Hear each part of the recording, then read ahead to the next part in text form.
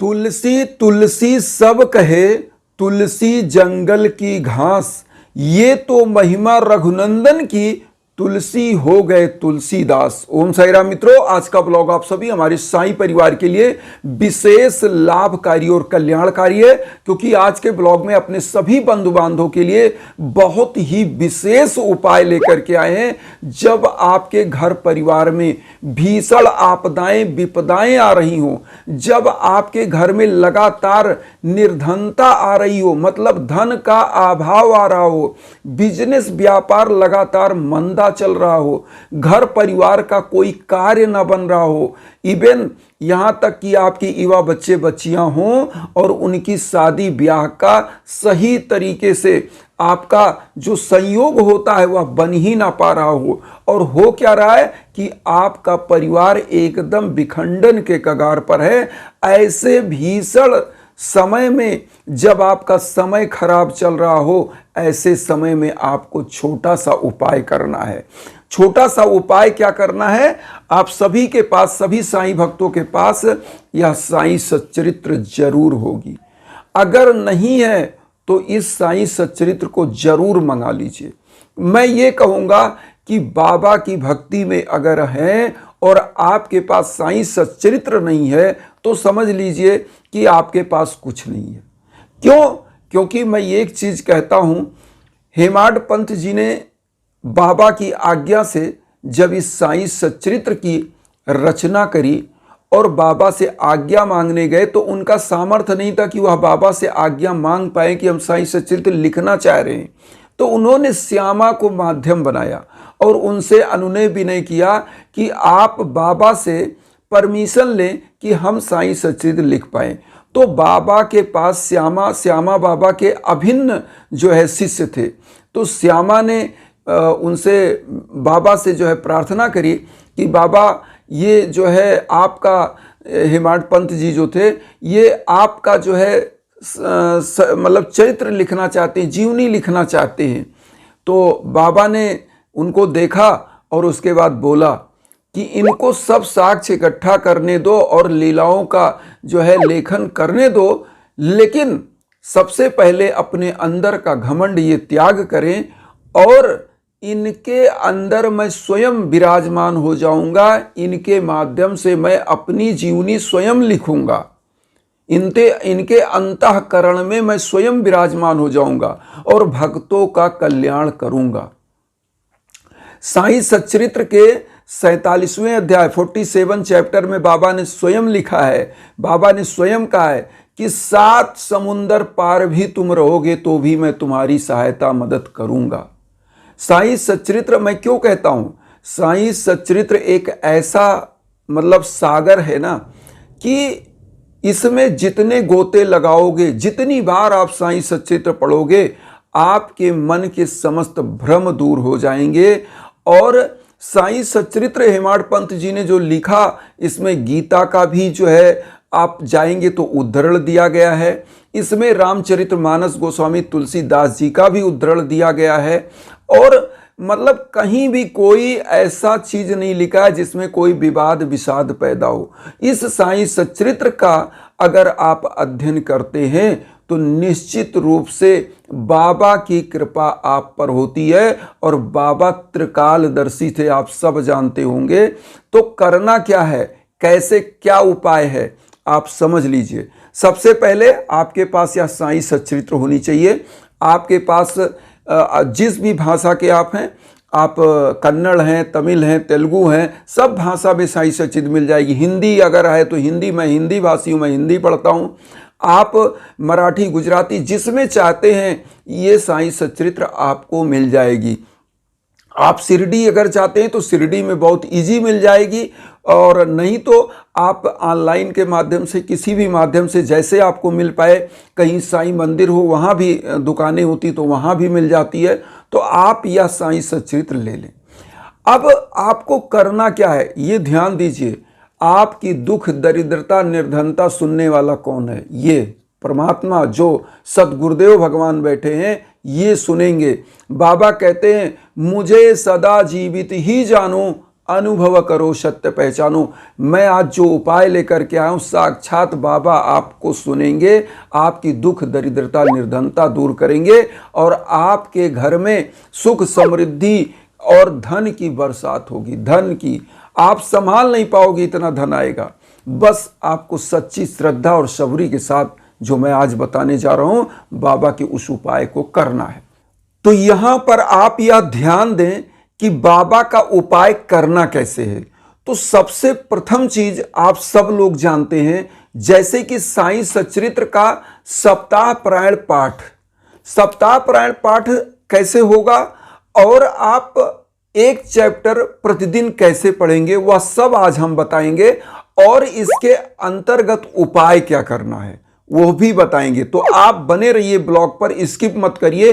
अगर आपने चैनल को सब्सक्राइब नहीं किया है तो आप सब्सक्राइब करके जुड़ें, क्योंकि बाबा के बताए इस सदमार्ग पर चलने के लिए, इस रास्ते में, इस पथ में आप हमारा भी सहयोग करें और हम लोग परिवार बन के कदम से कदम मिलाकर इस साईं संदेश को लेकर आगे बढ़ते रहें।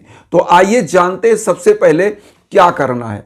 देखिए, साईं सच्चरित्र जो आप देख रहे हैं, साईं सच्चरित्र का सप्ताह पारायण पाठ क्या होता है, कैसे किया जाए। सप्ताह पारायण पाठ एक वीक में, मतलब एक सप्ताह में आपको साईं सच्चरित्र पढ़ करके और समाप्त करना है, एक वीक में। तो इसमें 51 चैप्टर है। आप अपनी सुविधा के अनुसार कितना चैप्टर प्रतिदिन पढ़ेंगे कि आप 51 चैप्टर पढ़ लेंगे, तो अपनी सुविधा के अनुसार आप डिवाइड कर लीजिए। अब यहां पर आपने डिवाइड कर लिया कि हम इतना चैप्टर प्रतिदिन पढ़ेंगे, टारगेट बना लीजिए और हमारा एक वीक में हो जाएगा। सप्ताह पारायण बहुत इजी हो जाएगा, आप परेशान मत होइएगा, एकदम इजी। मैं बता रहा हूं आपको आप कैसे करें।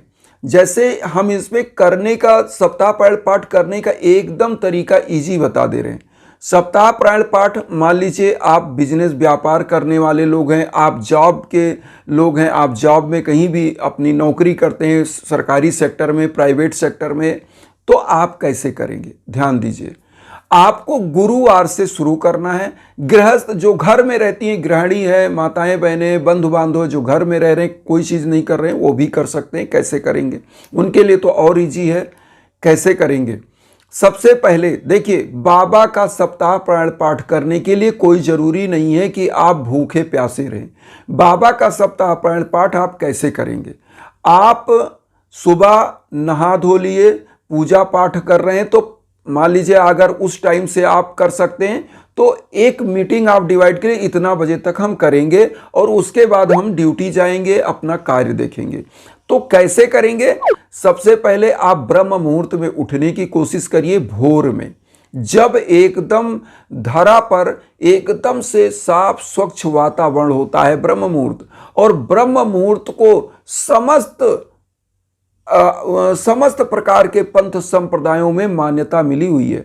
सुबह के समय की ब्रह्म मुहूर्त की जो बेला होती है, सभी संप्रदायों में माना जाता है कि सुबह के टाइम की पूजा सबसे अच्छी होती है। इसीलिए आप देखिए, शिरडी में साईं बाबा के वहां पर काकड़ आरती भोर में 4 बजे ही स्टार्ट हो जाती है। मंदिर का कपाट खुल जाता है 4 बजे। तो आपको क्या करना है, 4 बजे ही कोशिश करिए, उठिए, दैनिक क्रियाकलाप से निवृत्त होकर भगवान के सम्मुख जो डेली की पूजा करते हैं वह कर लीजिए, धूप दीप आरती सब कर लीजिए। उसके बाद साईं सच्चरित्र आप क्या करिए, सबसे पहले अगर संकल्प के साथ आप पढ़ रहे हैं तो अपने संकल्प को बाबा के सम्मुख बोलिए कि प्रभु, हमारे जीवन में जो दुख है, कष्ट है, निर्धनता है, पैसे की कमी है, बिजनेस व्यापार में दिक्कत है, घर परिवार में युवा बच्चे बच्चियां पढ़ाई में अगर कहीं कंपटीशन में फेल हो रहे हैं या कोई चीज़, या स्वयं आप कर रहे हैं अपने लिए, तो वह सभी मनोकामना बोलिए और बाबा को प्रणाम करिए। और सबसे पहले क्या करिए, बाबा को प्रणाम करने के बाद बाबा की दी हुई जो ऊदी अगर है, शिरडी की ऊदी है, अगर नहीं है तो कोई बात नहीं, जो धूप बत्ती जलाते हैं या कोई मंदिर से आप साईं मंदिर से ऊदी लाए हों, उसको आप मस्तक पर लगाइए। मस्तक पर लगाने के बाद बाबा के सम्मुख जो एक घी का दीप प्रज्वलित करिए। घी के दीप को प्रज्वलित करेंगे तो घी का दीप एक साक्षी के रूप में होता है। इसीलिए कहा जाता है कि शुभम करोति कल्याणम आरोग्यम धन संपदाम शत्रु बुद्ध विनाशाय दीप काय नमो स्तुते।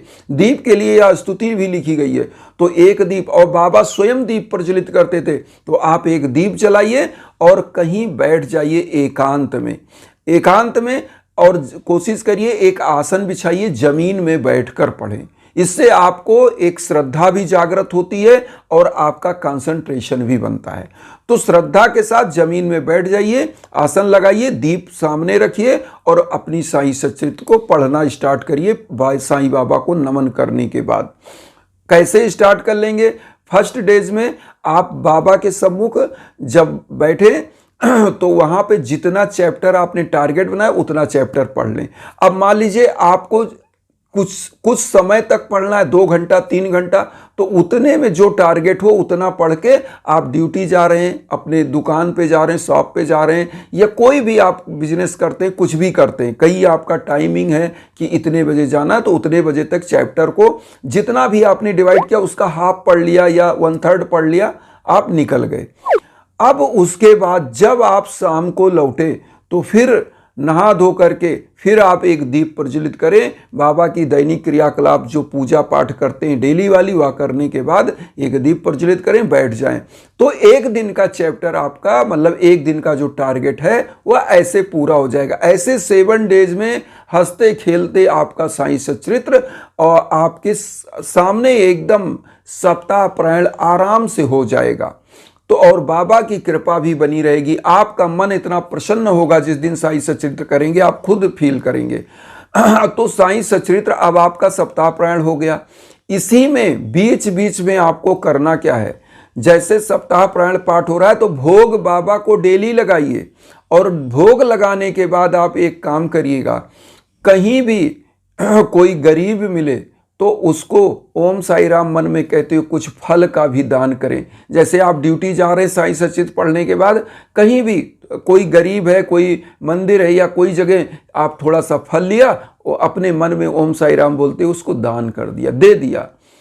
आप देखिएगा कि कैसे आपके जीवन में परिवर्तन आता है। तो अब यहां पर आता है साईं सच्चरित्र जब समाप्त हो जाए तो क्या करें? साईं सच्चरित्र जब समाप्त हो जाए तो आपको क्या करना चाहिए? किसी साईं मंदिर जाना चाहिए, वहां पर बाबा को पुष्पों का बड़ा सा जो हार होता है वो पहनवाइए और अपनी मनोकामना बोलिए, और वहां पर बाबा को कुछ मिष्ठान चढ़ाकर, फल फूल चढ़ाकर फिर गरीबों को वितरण कर दीजिए। आपका साईं सच्चरित्र संपूर्ण हो गया।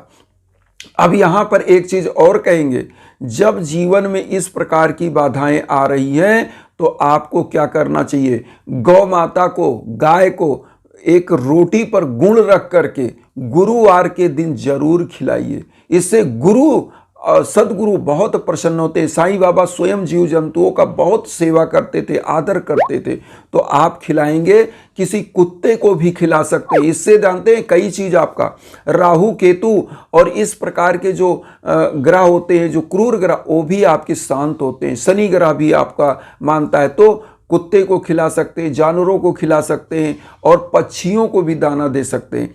अब यहां पर आता है दान। दान किस रूप में? अन्न का दान जरूर करें। जो अच्छे से अच्छा भोग बनवा पाए, किसी गुरुवार को 4-5 गरीबों को जरूर बांट दें। हम ये नहीं कहते आप घर में नहीं खिला सकते तो आप कुछ बना लीजिए, पैकेट में सब रख लीजिए, सब्जी पूड़ी और चीज, खीर रायता, जो भी आप सामर्थ्यवान हैं वो रखकर गुरुवार को अन्न का दान करिएगा। दरिद्रता जड़ से मिट जाएगी, घर का दुख जड़ से मिट जाएगा। ये अपने आप में रामबाण अद्वितीय है। बाबा ने स्वयं कहा है कि जो भक्त अनन्य भाव से मेरी शरण में आता है उसके समस्त दुख मैं स्वयं समाप्त कर देता हूं, उसके घर में अन्न वस्त्र धन का कभी अभाव नहीं होने देता। तो आप यह चीज जरूर करिए और निश्चित रूप से कल्याण होगा। इन्हीं भावनाओं के साथ एक चीज और कहेंगे कि जब जीवन में कोई भीषणतम बाधा चल रही हो, दिक्कत चल रहा हो, ऐसे समयों में आप यज्ञ याजन हवन जरूर कराइए, क्योंकि मैं इसीलिए इंस्टाग्राम का लिंक आपको वीडियो के बीच बीच में देता हूं। और कहता भी हूं कि आप विश्व के कोने कोने में कहीं हो, बाबा की ऊर्जा आप तक पहुंचती है और आपका कल्याण होता है। तो हमारे इंस्टाग्राम के लिंक पर आप कॉल करिए, मैसेज करिए। अगर यज्ञ आजन हवन पूजन आप कराना चाहते हैं, कोई भी कष्ट चल रहा हो, शादी ब्याह में दिक्कत चल रहा हो, दाम्पत्य जीवन का दिक्कत चल रहा हो, घर में किसी प्रकार की दिक्कत चल रही हो, या किसी भी प्रकार की जॉब बिजनेस में दिक्कत है, तो उसके लिए जरूर कराइए। आपके नाम गोत्र पर संकल्प होकर या मंत्रों का जप होकर हवन होता है, निश्चित रूप से आपका कल्याण होता है। इन्हीं भावनाओं के साथ वसुधैव कुटुंबकम की जो भावना हम लेकर चलें, उसमें आप सभी लोग चैनल को सब्सक्राइब करके अपना आशीर्वाद दीजिए और उन साई भक्तों तक वीडियो को जरूर शेयर करिए जो किन्हीं कारणों से कष्ट में, दुख में। इसी भावना के साथ ओम साई राम।